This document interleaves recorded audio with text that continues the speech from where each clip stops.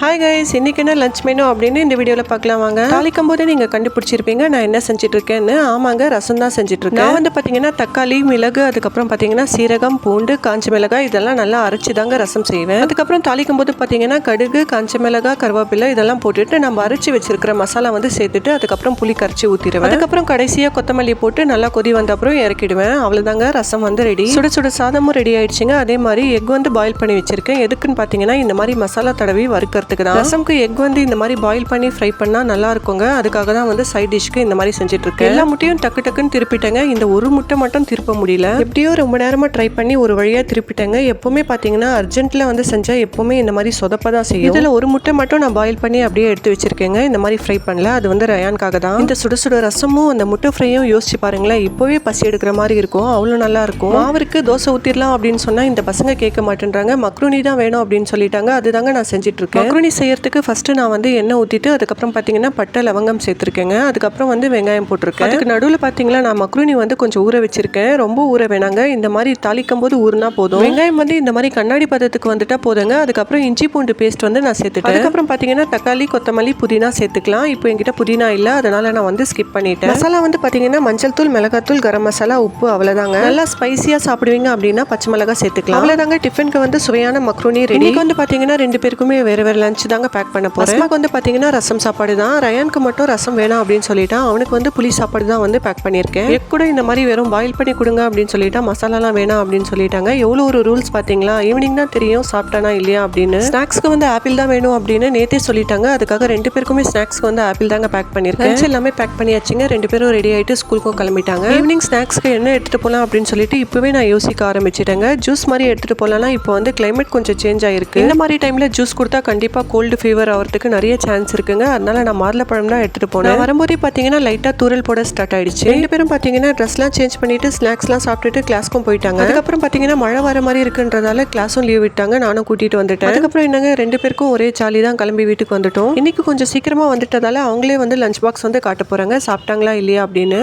அஸ்மா வந்து ஓரளவுக்கு சாப்பிட்டு இருக்கா. ஓரளவுக்கு இல்லைங்க, எல்லாமே சாப்பிட்டு இருக்கா. ஓகே தான். இவர் தான் என்ன பண்ணியிருக்காருன்னு தெரியல, நீங்களே பாருங்க.